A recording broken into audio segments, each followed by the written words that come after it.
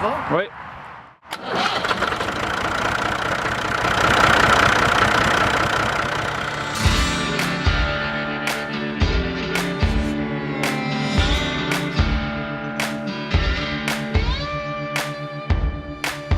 Bonjour à tous et à toutes et bienvenue à La Voie agricole. Nous sommes du côté de Saint-Marc-des-Carrières dans Port-Neuf pour découvrir le monde de l'exposition agricole. Pour ce faire, nous allons rencontrer le juge Dominique Forcier et également un éleveur qui participe à cette exposition, Véronique Prémont. Sur ce, je vous souhaite une très belle émission.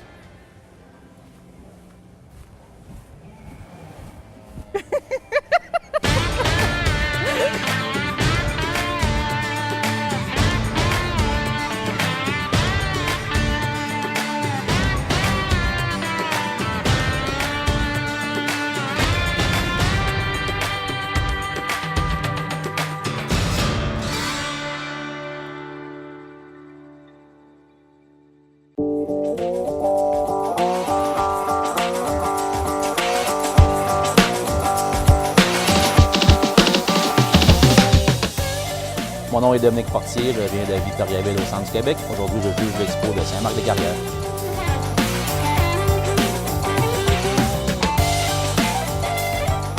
Moi, je suis cultivateur de métier, j'ai une ferme, j'ai grandi là-dedans, puis c'est à force des années que j'ai appris à connaître les bêtes, les vaches. Là, maintenant, ça fait 5 ans que je me suis lancé dans le jugement des vaches pour le plaisir, puis pour continuer l'évolution de ma ferme aussi en même temps. J'ai grandi avec mon père, mon grand-père dans la ferme, puis on faisait des expositions comme ça. Puis à un moment donné, je me suis dit, moi aussi plus tard, je veux être juge, je veux continuer comme j'ai appris des autres, là. C'est pour ça que j'aime les vaches, puis j'aime ça. Présentement, j'aime beaucoup ça, faire ça, là. Et est-ce qu'il y a une formation pour ça? Est-ce que vous allez vous former à quelque part? Oui, à chaque année, il y a une école des juges qui appelle pour que... C'est une école qu'on apprend. C'est sûr que je connais les bêches, que je sais comment juger, mais c'est pour que tout le monde juge dans le même sens, que tout le monde soit le plus égal possible avec les animaux. Que vous ayez les mêmes critères? C'est ça. Okay. C'est pour ça qu'il y a une école à chaque année. Puis à chaque année, il y a des nouveaux juges qui embarquent avec nous, là, puis c'est comme moi, j'ai rentré il y a 5 ans, je suis des plus jeunes, puis là, il y a d'autres jeunes qui embarquent présentement. Puis... Au Québec, est-ce qu'il y en a beaucoup de juges pour les expos? Oui, il doit y en avoir une quarantaine environ. OK. Et vous vous promenez d'exposition en exposition. Comment on décide qui juge à quel endroit? Bien, chaque année, mettons, chaque exposition a son comité. Bien, chaque année, ils mettent une liste de juges, puis le monde y vote pour un juge à chaque année. OK. Ou c'est le comité qui décide. Cette année, ça va être lui qui va venir juger, tout dépendant de chaque exposition, là, mais comme cette année, je juge 4 expositions, fait que j'ai été choisi par 4 expositions pour juger les expositions. OK. Ouais. Puis, qu'est-ce qui est plus difficile quand vous faites ce travail-là? C'est pas supposé d'être difficile non? pour toi. C'est comme un plaisir. C'est comme, faut que tu aimes qu'est-ce que tu fais. Fait que quand tu aimes qu'est-ce que tu fais, bien, c'est pas supposé d'être difficile. Parce qu'il y a quand même une compétition, là. Est-ce que des fois, vous avez de la pression par rapport à certains éleveurs ou est-ce qu'il y a ce petit... C'est sûr que tous les éleveurs aimeraient être premiers, mais il y a juste une première position par classe. Il y a une deuxième, il y a une troisième, il y a une quatrième.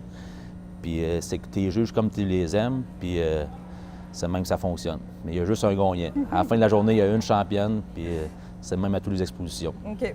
Puis comment ça fonctionne, le monde du jugement? Parce que, bon, on le voit, les animaux sont dans l'arène. C'est important, il y a différentes choses que vous regardez justement pour juger l'animal. Ouais. En gros, ça ressemble à quoi, ce que vous jugez? Bien, premièrement, c'est sûr que tu juges toujours l'apparence générale. C'est comme n'importe quel jugement. Tu regardes l'apparence générale, tu regardes les petits détails de la vache, qu'elle ait des bons membres, qu'elle ait un bon pied. Il faut comparer d'une vache avec l'autre, c'est quelle la meilleure des deux, en s'en allant ainsi de suite, la première, la deuxième, la troisième. Puis moi, la manière que je juge, c'est toujours la selle que j'amènerais à avoir chez nous, que je mets la première, la deuxième, puis la troisième. C'est même que j'ai appris que c'est tout le temps les bêtes que tu aimerais avoir chez toi qui sont les premières positions.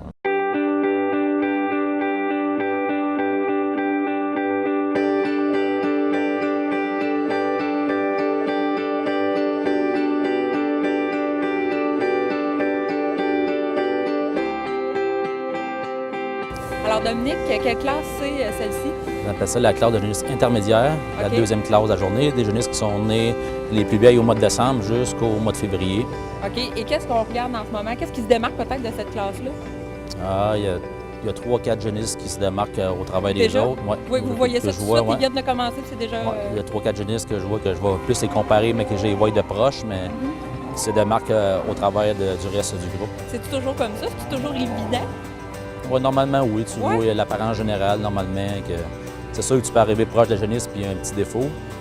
Mais de loin de même, tu vois en général là, que les 3-4 premières, ça va être eux autres. Puis que, OK. après ça, il reste à les comparer une envers les autres.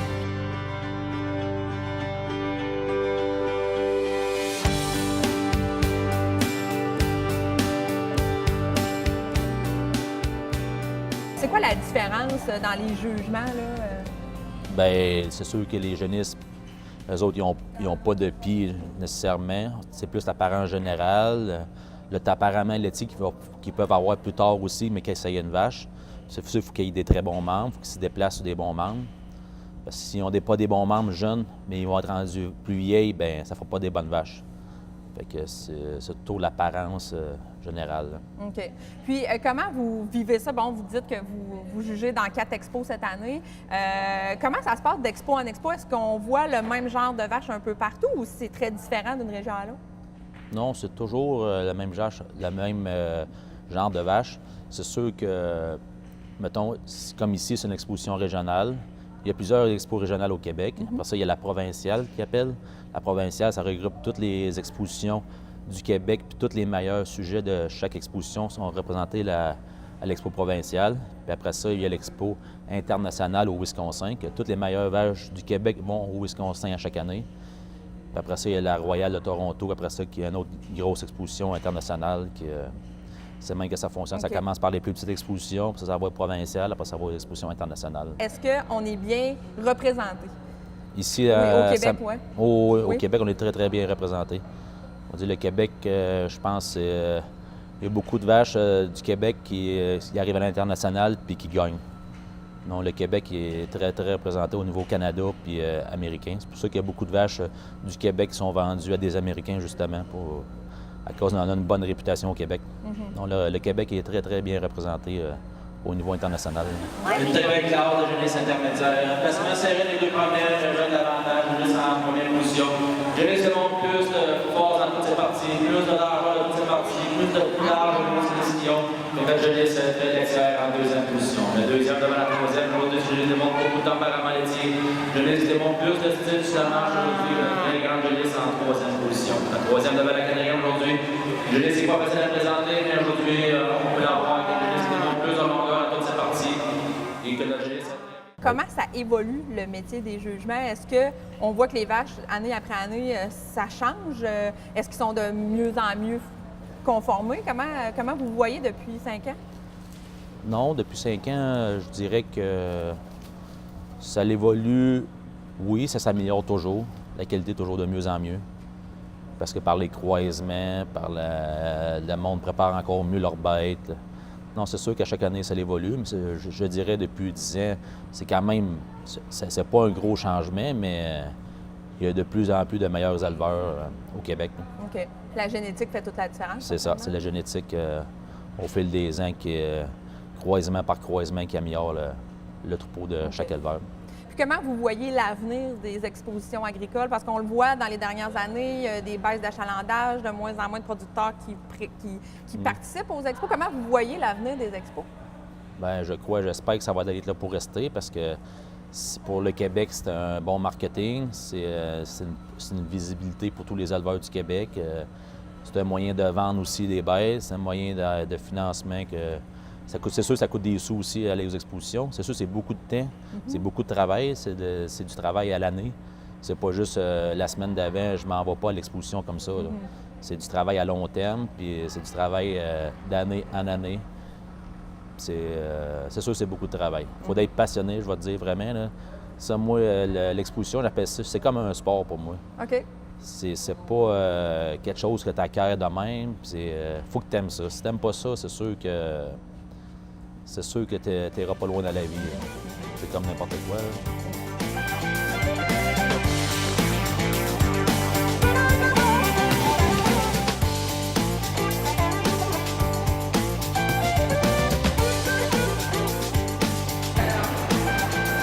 Moi, je m'appelle Myriam, je suis adjointe à la mise en marché pour les produits bleus sauvages à une entreprise du Lac-Saint-Jean. Et nous, notre spécialisation, c'est les produits qui sont autour du bleuet sauvage du Lac-Saint-Jean, donc le petit bleuet. On a du jus, on a des bleuets séchés, des tartinades, des confitures. On a également là, des produits un peu transformés de notre région à partir de la Camérise ou un confit d'oignon avec de la bière du Lac-Saint-Jean. Ensuite, en saison, nous, on vend les produits des parts trappistes, les bleuets frais enrobés de chocolat. Et aussi, nous, on fait dans la distribution du bleuet sauvage frais du Lac-Saint-Jean depuis 11 ans déjà.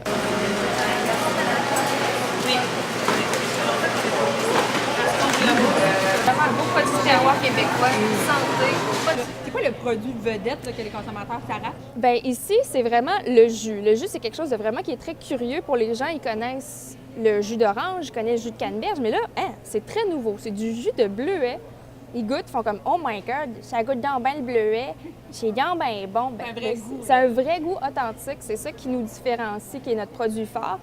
Sinon, les bleuets séchés, sinon, en saison, évidemment, le bleuet frais et les produits des parts trappistes, c'est vraiment... les gens attendent vraiment là, 40 semaines par année pour les avoir et ils capotent quand enfin c'est le temps de les recevoir. Mais non, vraiment, c'est notre jus qui est la base de l'entreprise après les bleuets frais.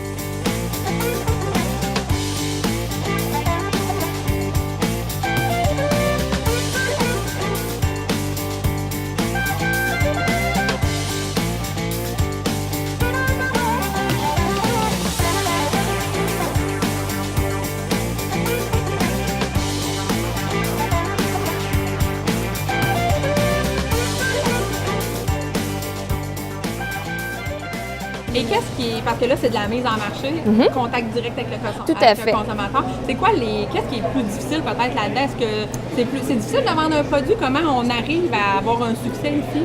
Ça prend quelqu'un comme moi, qui a une grande gueule, qui a une belle personnalité, puis qui a le geste de mettre la cope dans les dents du consommateur pour lui dire « Ben voyons donc, goûtez-y, vous allez voir, c'est super bon, vous n'allez pas mourir, c'est super bon. » Non, il faut avoir un humour, il faut avoir un certain charme, puis...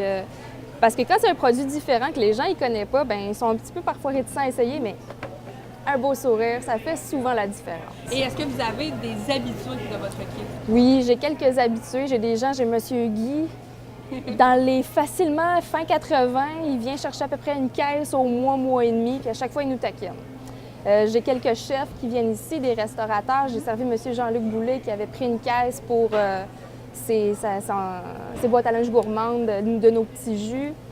Mais j'ai environ peut-être une douzaine de gens qui viennent acheter leur caisse ou qui viennent acheter leur tripack ou qui viennent durant le temps de la saison des bleuets chercher une douzaine de boîtes. Là. Et est-ce que les produits sont en vente seulement ici au marché du Vieux-Port? Non, moi j'ai à peu près dans la région de Québec une quarantaine de points de vente, puis j'en vends aussi du côté de Montréal, puis à large par endroit au Québec, quelques... magasins fins, épiceries fines ou des grandes surfaces comme les IGA et les métros maintenant. Parfait. Bien, merci beaucoup. Bien, merci beaucoup. Bonne journée.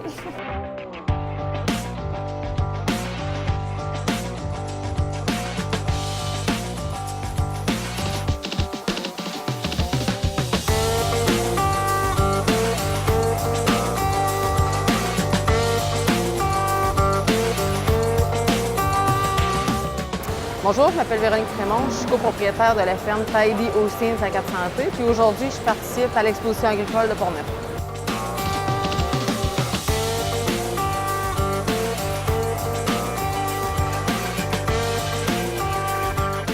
Véronique, tu participes à l'Expo agricole de Portneuf. Pourquoi choisir de faire une exposition, de participer à cette exposition-là? Bien, c'est pour l'amour des animaux. Quand on aime les animaux, l'élevage, puis l'exposition, bien, c'est tout ça combiné ensemble qui font qu'on a décidé de participer à l'exposition. De un. De deux, bien, c'est pour donner, disons, une certaine vie au Club Hosting à Portneuf. Je veux dire, plus qu'on est participant, plus c'est actif, bien, plus c'est plaisant.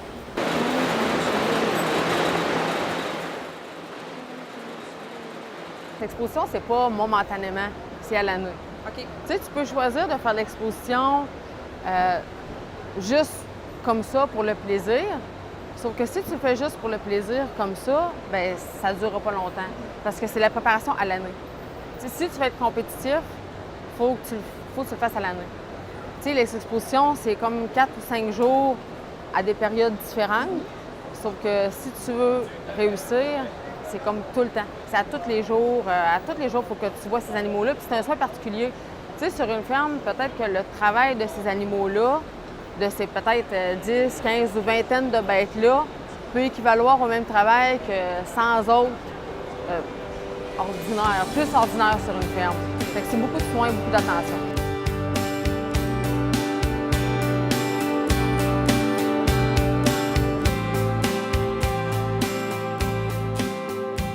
Ça ressemble à quoi le soin qu'on leur donne? Ben, disons, on va les laver plus souvent, on va les faire marcher, il faut qu'ils soient domptés, il faut qu'ils soient calmes. Il faut toujours s'assurer que l'alimentation soit à la coche. Le caractère laitier, l'état de chair, il faut que ce soit parfait. Par contre, ces animaux-là, il faut qu'ils soient en mesure de se reproduire, il faut qu'ils reveillent. Fait que, tu sais, tous les petits détails. Dans ces animaux-là, c'est vraiment les détails qui font la différence. Il faut avoir un horaire vraiment, puis de jamais changer l'horaire, comme à la maison autant qu'à l'exposition. Fait que ceux qui réussissent, ceux qui se démarquent, ceux qui vont loin là-dedans, c'est ceux qui voient vraiment aux petits détails. Puis chaque détail est important. Mais là, quand vous participez, c'est ça, vous faites le choix de participer à des expositions, pas juste ici dans Port-Neuf. Donc, vous doublez vos charges de travail à la ferme, j'imagine. Oui, en fait, on va augmenter les charges de travail à la ferme, mais on donne une plus-value aux animaux. Fait que, tu sais, la charge de travail en vaut le coup. Oui. C'est sûr qu'il y a des années, ça va mieux, des années, ça va moins bien, mais faut pas... Si tu veux persévérer, si tu persévères, tu perces, puis tu te rends loin, dans le fond, tu réussis. Mais si tu as une mauvaise année, puis que tu décourages, puis tu t'arrêtes, bien c'est sûr que... Dans le fond, il faut persévérer, il faut pas arrêter. Qu'est-ce que tu préfères à l'expo? Quand tu arrives sur place, c'est quoi? Qu'est-ce qui t'allume le plus? De voir des beaux animaux. De voir, tu sais, peu importe que ce soit une exposition que nous, on participe ou d'aller voir une exposition, c'est vraiment de voir des beaux animaux. C'est ça que t'aimes, l'exposition. Vous êtes passionné d'animaux, là. C'est vraiment ça qui vous amène. Bien, passionné de l'agriculture. Passionné parce que c'est pas juste dans l'étable, c'est au champ aussi. Si tu veux soigner tes animaux puis que tout aille bien, il faut que tu aies des bons fourrages. Fait que si tu as des bons fourrages, c'est parce que tu fais le bon job dans le champ. Fait que c'est vraiment... Puis là, c'est là que ça prend une équipe. Parce que tu peux pas être performant partout. Tu peux pas tout faire toute seule. Fait que tu as des personnes qui vont être plus spécialisées dans le champ, tandis qui vont être plus spécialisées dans l'étable. Fait que c'est une équipe. Puis ici, quand vous êtes à l'expo, bon, on te voyait travailler, ça n'arrête pas, là. Dans le fond, vous arrivez, la première journée que vous arrivez, vous êtes comme ça tout le temps, 24 heures sur 24, comment ça fonctionne? Non, il y a des moments, c'est plus les traites, les moments des trains qui sont plus demandants, qu'il y a plus d'ouvrages. Mais dans les journées, c'est plus mollo, mais c'est certain qu'il y a toujours de quoi faire. Aller promener les animaux. Tu sais, dans la journée, c'est plus tranquille, mais on sort les animaux pour les faire marcher. On les fait marcher juste pour qu'ils connaissent les lieux, pour qu'ils se tranquillisent, pour qu'ils se calment. C'est tout le temps, mais c'est pas tout le temps demandant. OK.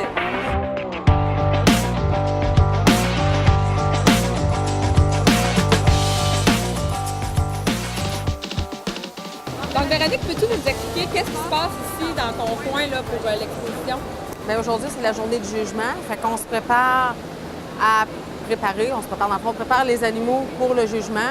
Qu'est-ce qu'il faut faire? C'est premièrement les mettre propres, les laver, puis s'assurer qu'ils soient propres. Fait que ça prend beaucoup de monde juste pour ramasser les tas. Ouais.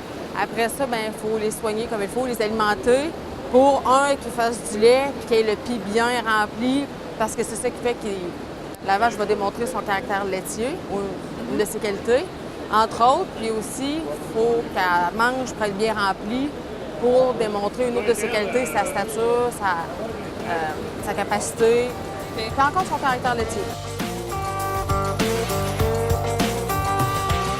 Tu as appris comment à faire l'expo? Comment tu as appris tout ce qu'il faut faire? Avec les autres. Oui. Avec les autres qui ont plus d'expérience. Tu sais, je veux dire, tu commences, t'en fais un petit peu, puis là, tu regardes aller, puis tu poses des questions, puis tu le fais. C'est comme ça que tu apprends. OK. C'est vraiment comme ça. Puis le choix des animaux qu'on amène à l'expo, ça fait comment? Ça, c'est à l'étape.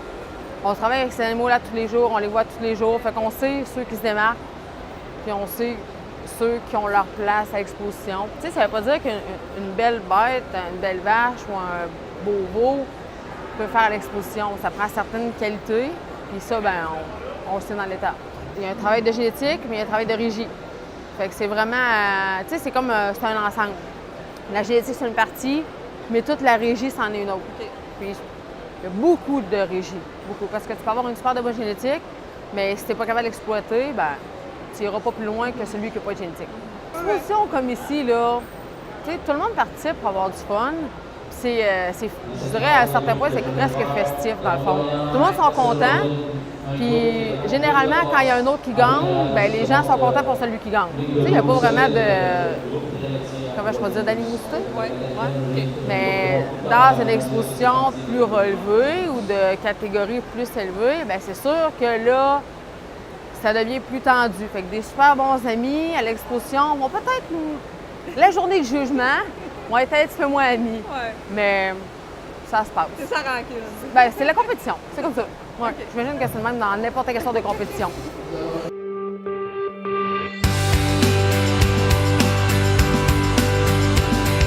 Si on te voyait là, travailler, t'arrêtes pas là, de leur en donner. Là. À un moment donné, ils viennent-tu qui ont plus faim? Là? Ils arrêtent-tu de manger à un moment donné ou non? Ça va arriver, mais il faut toujours que tu trouves un petit truc pour les repartir.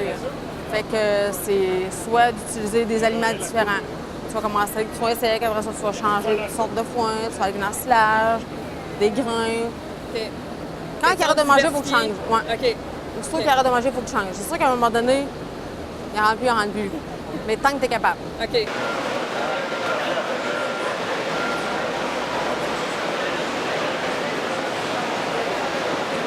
Si tout le monde s'en va, c'est le free for all, bien, il y a des choses qui vont être oubliées. Tandis que quand chacun sa tâche, bien, tout est fait. On sait que tout est fait. C'est clair le matin même. Là. Tout le monde sait qu'est-ce qu'il y a à faire. OK, parfait. On te laisse aller. Vas-y. Merci. Continue de travailler. Je vais continuer.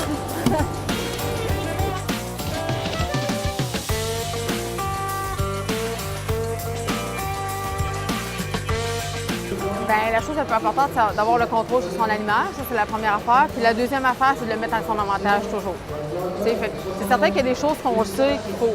Il y a des manières de présenter, mais il faut toujours avoir en tête qu'il faut que l'animal soit toujours à son avantage.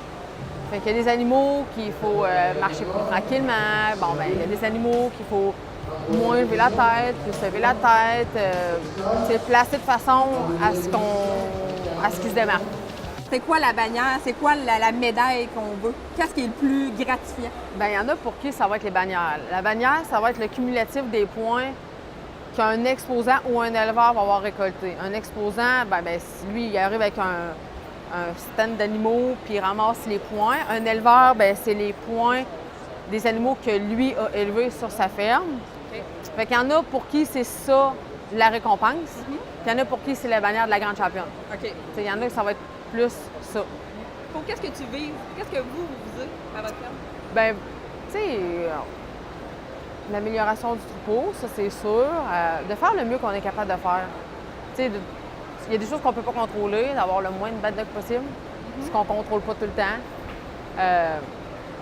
Tu sais, dans l'exposition, où ce que ça va nous mener, je ne sais pas. Le mieux, ça va être le mieux. Plus loin on va être, mieux ça va être. Y a-t-il une bannière que vous visez?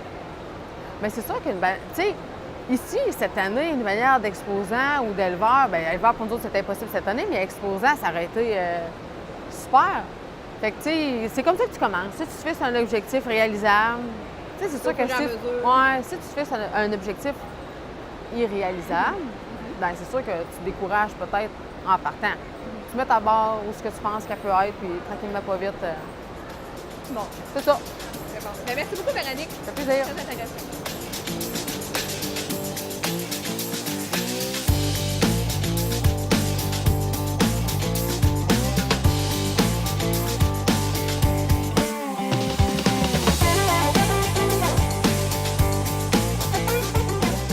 Alors, Catherine, cette semaine, notre thème d'émission, c'est les expositions agricoles. J'imagine que tu as trouvé un paquet d'informations sur ce thème-là. Ah, j'ai eu du plaisir à préparer ça, Cathy. Écoute, savais-tu que les expos, comme on les connaît, c'est vraiment une tradition d'origine britannique? C'est quelque chose qui était moins connu du côté français, mais du côté britannique, c'était cette idée-là de faire des foires au cours desquelles on allait exposer des animaux, faire des jugements aussi, des meilleures bêtes. Ça, c'est vraiment une idée qui est anglaise. Au Québec, on va l'observer déjà vers les années 1800. Là, il y a tout un mouvement qui va s'installer pour essayer de promouvoir comme ça ces expos-là où est-ce qu'on peut inviter les producteurs à venir montrer leurs animaux et aussi recevoir certains enseignements parce que c'est une forme aussi de communication qui va s'installer pendant les expos. La toute première, 1818, donc c'est assez ancien, tu vois, mais par la suite, toutes les régions vont un peu développer cette idée-là de faire des expos comme ça qui vont être assez locales au départ. Mais la première expo provinciale, ça va être dans les années 1850. Ça va avoir lieu d'abord à Québec, ensuite à Montréal en alternance. Puis par la suite, on va avoir des lieux dédiés à ça, un peu comme ici à Québec avec Expo Québec. Ici, j'ai 2 images pour toi. La première, on voit des volailles qui étaient exposées comme ça dans une exposition de Montréal. Toutes les sortes de volailles possibles qu'on pouvait, si on était un curieux ou un nostalgique de la campagne, aller voir. Et ici, on a un kiosque qui était exposé à Québec pour faire connaître certains produits. Donc, il y avait de tout là-dedans. C'était vraiment fascinant. Et l'expo, comme on la connaît maintenant avec l'aspect fête foraine, ça, c'est plus récent. Par contre, c'est vraiment une influence américaine, l'idée d'amener des kiosques pour goûter à toutes sortes de choses et évidemment les fameux manèges. Parfait. Bien, merci beaucoup, Catherine, pour ces informations. Un plaisir.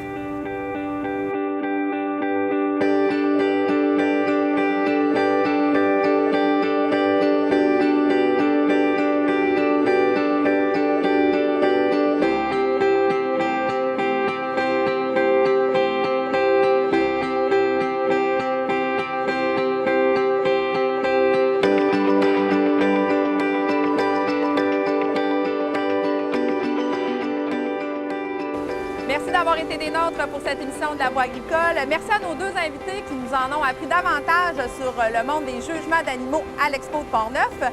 Et moi, je reste ici parce que je me suis fait plein d'amis, des animaux, des enfants. Et je vous laisse avec des images de la semaine prochaine. Bonne semaine!